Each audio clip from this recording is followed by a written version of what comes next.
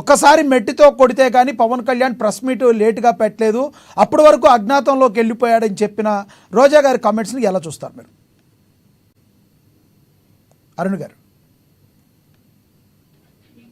ఏపీలో కనిపిస్తే జనం మెట్లతోటి ఆవిడ కొడతారని చెప్పేసి ఆవిడ ఎక్కడో ఉంటూ మాట్లాడుతోందండి. ఇప్పటి వరకు కనీసం వరద బాధితుల్ని పరామర్శించడానికి కానివ్వండి, లేదంటే ₹1 ప్రభుత్వ నిధికి లేదా కనీసం వాళ్ళ పార్టీ ఫండ్ కింద ఇచ్చి ఇది వరద సహాయార్థం నేను ఇస్తున్నానని చెప్పిన దాఖలాలు కానీ ఎక్కడా లేవు. రాత్రంతా సంతోషంగా ఎక్కడెక్కడో డాన్స్లు వేసేసి తెల్లారి పొద్దున లేట్ గా మెలకు వచ్చి మొహం కూడా సరిగ్గా చూసుకోకుండా వచ్చి ప్రెస్ ముందుకు వచ్చి మాట్లాడుతుంది. అండ్ నేను ప్రజాప్రతినిధిని, నేను ఎలా ఉండాలి, నా మాటలు ఎలా ఉండాలి, నేను మాట్లాడే మాటల మూలంగా ప్రజలకు ఎలాంటి భరోసా నేను కల్పించాలనేటువంటి కనీసపు అవగాహన కూడా లేకుండా ఆవిడ మాట్లాడుతున్న తీరు ఏదైతే ఉందో నిజంగానే మెట్టుతో కొట్టాలి. దొరికితే ఖచ్చితంగా అదే చేస్తాం. అందుకే పక్క రాష్ట్రాలు పక్క దేశాలు దాక్కుంటుంది ఇక్కడికి రాకుండా. ప్రజలు రెడీగా ఉన్నారు ఆల్రెడీ, అందరూ చేతితో పట్టుకొని చెప్పులు ఆమె ఎప్పుడు కనిపించింది అని చెప్పేసి. కనీసం వీళ్ళు చేయాల్సిన పని ఏంటి సార్? వీళ్ళు సహాయం చేయట్లా. ఎవరు ₹1 కూడా ఇప్పటి వరకు సీఎం రిలీఫ్ ఫండ్ కానివ్వండి, ఫ్లడ్ రిలీఫ్ ఫండ్ కానివ్వండి ఇవ్వలేదు. పోనీ వాళ్ళ పార్టీ తరఫు నుంచి వచ్చైనా సరే పెద్ద ఎత్తున సహాయ సహకారాలు ఏమీ చెయ్యట్లేదు. జగన్మోహన్ రెడ్డి గారు ₹1 ప్రకటించారు కదండి పార్టీ తరఫున. సార్ ఏదో జైన్ సినిమాలోనే ఎక్కడో గోడ మీద రివర్స్ లో రాసి ఉండిద్ది. అక్కడ ఏముంది చదువురంటే చదివానంటాడు. ఏం చదివావు చెప్పురంటే అక్కడ ఉన్నదే చదివానంటాడు. సరే అక్కడ ఏముంది చెప్పురంటే అక్కడ ఏముంది అదే ఉంది అంటాడు. అట్లాగా జగన్మోహన్ రెడ్డి గారు ₹1 ఇచ్చాను అన్నాడు, కానీ ఎవరికి ఇచ్చాడు, ఎలా ఖర్చు పెట్టాడు, ఏ బాధితుడు ఆ ₹1 ₹10తో అయినా లబ్ధి పొందాడు, వివరాలు గనక చెప్తే అప్పుడు మేము నమ్ముతాము. ఇప్పుడు మా పవన్ కళ్యాణ్ గారు ప్రకటించారు సీఎం రిలీఫ్ ఫండ్ కి ఆధారం నిన్న ఆల్రెడీ సీఎం గారికి చెక్ అందజేశారు.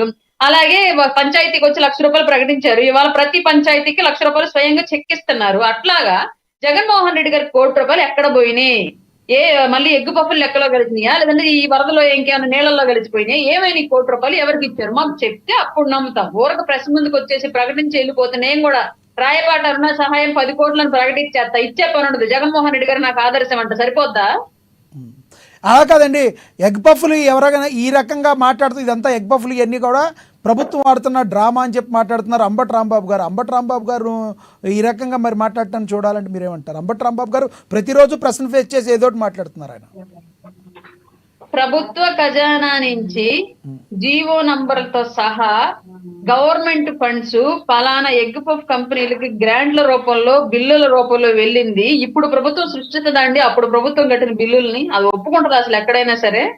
జరుగుతుంది ఎక్కడైనా అసలు సరే? పోనీ మేము ఆధారాలు పెడుతున్నాం, ఎగ్గు పప్పులకి ఇంత ఖర్చు అయింది, మొత్తం మీద ఇంత బిల్లులు పెట్టారని చెప్పేసి. కాదు మేము తినలేదు, మేము తిన్న ఎగ్గు పప్పులు జగన్మోహన్ రెడ్డి జేబులో నుంచో, అంబటి రాంబాబు షర్ట్ ప్యాంట్ జేబులో నుంచో, లేదంటే రోజా జాకెట్ జేబులో నుంచి ఇచ్చినట్లు చూపించగలరా? పోనీ ఓవరాల్గా ఇప్పుడు రానున్న రోజుల్లో ఇప్పుడు ప్రజలు ఎదుర్కొంటున్న సమస్యని పరిష్కరించడానికి ఎటువంటి చర్యలు తీసుకోబోతుంది అరుణ్ గారు ప్రభుత్వం? సార్, ప్రకృతి విపత్తులు అనేవి సహజంగా మనం ఆపలేము. ముందస్తుగా తెలిస్తే కొంతమేర జాగ్రత్తలు తీసుకోగలము. ఇప్పుడు విజయవాడకు జరిగిన నష్టం పెద్ద నష్టమే, దీన్ని ఎవ్వరూ మేము కాదనలేని విషయం. ఇప్పుడు అధికార పక్షులు మేము ఉన్నాం కదా, ఏం నష్టం కాలేదు, జరగకుండా కాపాడగలిగామని చెప్పేసి మేము చెప్పట్లా. అనుకోకుండా వచ్చి పడింది విపత్తు. దానిలో ప్రభుత్వం పెద్ద ఎత్తున కసరత్తు చేసినప్పటికీ కూడా కొంతమేర నష్టం వాటిల్లింది. వాళ్ళందరి జీవితాలు మెరుగ్గా ఉండాలి అని, అలాగే విజయవాడ ఆ పరిసర ప్రాంతాలు మళ్ళీ పూర్వస్థితికి రావాలని ప్రభుత్వం పెద్ద ఎత్తున చర్యలు చేపడుతుంది. ఆర్థిక భరోసా కల్పించడం కానివ్వండి, వాళ్ళకి సామాజిక మానసిక సపోర్ట్ అందించడం కానివ్వండి, అన్ని రకాలుగా ప్రభుత్వం అండగా ఉంది. ఎన్డీఏ కూటమి ఆ ఫ్లడ్ ఎఫెక్టెడ్ ఏరియాలో నిరంతరం పర్యవేక్షిస్తూ ఉంది. రాబోయే రోజుల్లో వాళ్ళకి ఇప్పుడు ఎదురైనటువంటి పరిస్థితులకు సంబంధించినటువంటి ఆర్థిక పరమైన ఇబ్బందులను కూడా ప్రభుత్వం ఏదో విధంగా పూడ్చడానికే ట్రై చేస్తూ ఉంది. మేము ఎప్పుడు వాళ్ళకి అండగానే ఉన్నాం. దానికి ప్రత్యక్ష కారణం మా ముఖ్యమంత్రి గారు స్టిల్ ఈ రోజు కూడా ఫ్లడ్ ఏరియాలోనే ఉన్నారు.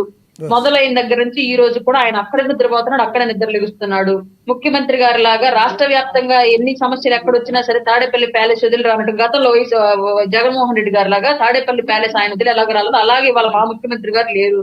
ఆయన వయసును కూడా పక్కన పెట్టి ప్రజల కన్నా నా ప్రాణాలు ఏమి ఎక్కువ కాదన్నట్లుగా కష్టపడుతున్నారు.